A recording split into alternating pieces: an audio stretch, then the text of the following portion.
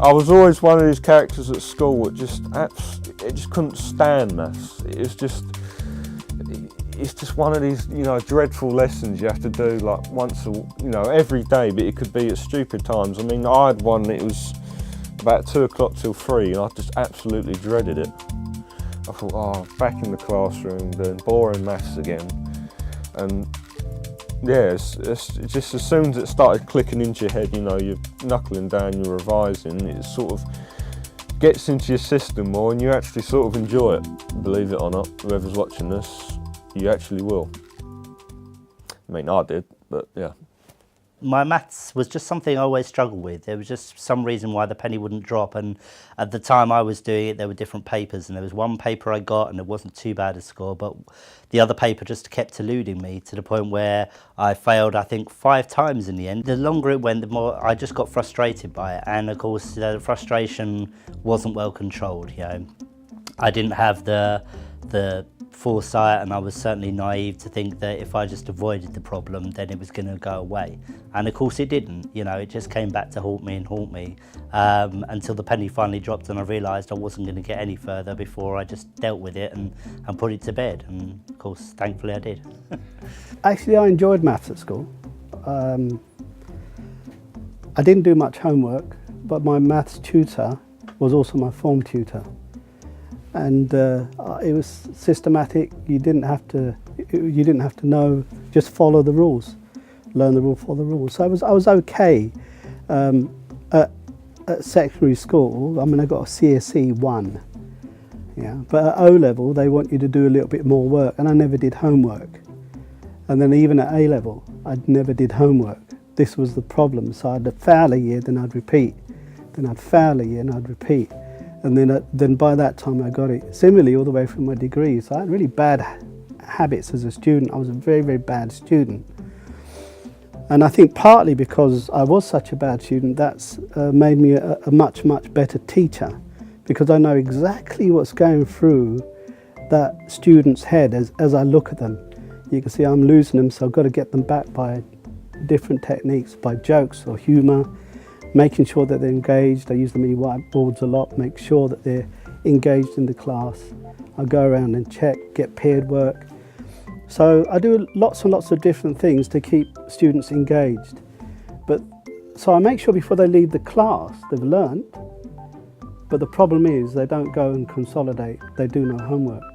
The ones that do homework, at the end of the year they make very, very good progress in the year and they pass.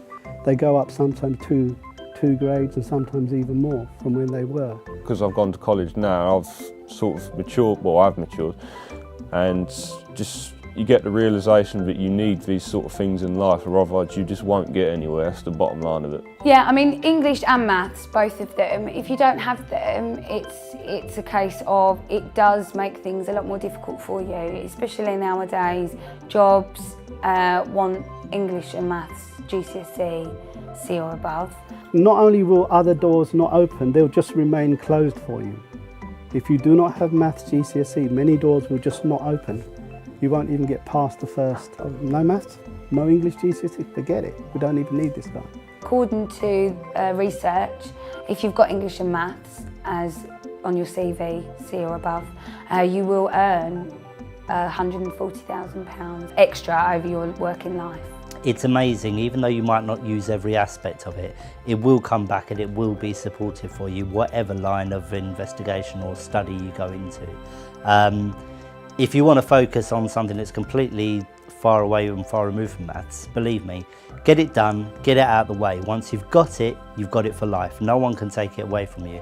And as a result, you can get on doing what it is you love and enjoy, and obviously, carve out a career for yourself in the future. Up until Christmas, I knew from the start I should sort of, turn this around, improve it, but it was just, I don't know really, I just felt that it just wasn't quite sinking in. It was sort of returning to old habits of sort of lazing about, not really, I mean obviously I was picking up things in the class, but it just should have really just sort of been, going home and consolidating it a bit more. I mean I was doing a few, but not really enough.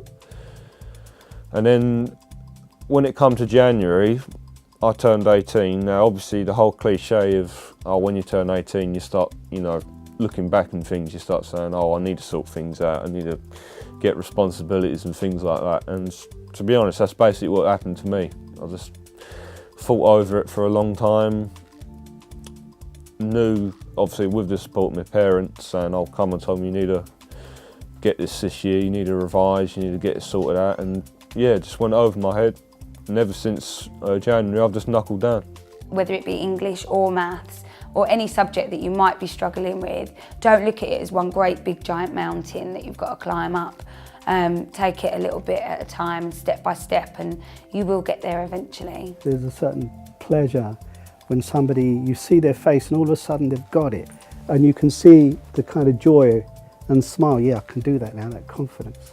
We all have things that are, you know, our Achilles heel, but it's whether you let it become and control you or whether you get over it. I'm passionate about English and I've always wanted to get my GCSE. It took me till I was 48 years old. I started thinking about getting my GCSE when I was 40, but it took me 8 years to get the confidence, thanks to my management and my staff saying I should go and get my GCSE, and I got a grade B today and I'm absolutely thrilled. If I didn't have it, I wouldn't be here now. You know, I've done my degree, I've done my MA, I've written degrees here and head up the department for music, and none of that would have been possible just for that one moment, because obviously it's crucial and I've had to use mathematics and statistics and data in my everyday work. So, you know, it's been fundamental to my current success. You want success in your life? Earn it. You want success in your life? Invest in yourself. Put your time in at home. If you don't, you will fail. Yeah? It is like maths. 1 + 1 is 2. You do your homework, you attend classes, you will pass. All I can suggest mainly to any student who's watching this video now is, for your sake, go home and consolidate. Even if it's half an hour or an hour of your time with your night. I mean, obviously you're going to be busy, you know, I don't know if you're working or, you know, socialising or whatever, but if you can dedicate at least a couple of hours a week doing maths homework, you will start to realise why you're doing it, because it will help you a lot, because it did with me.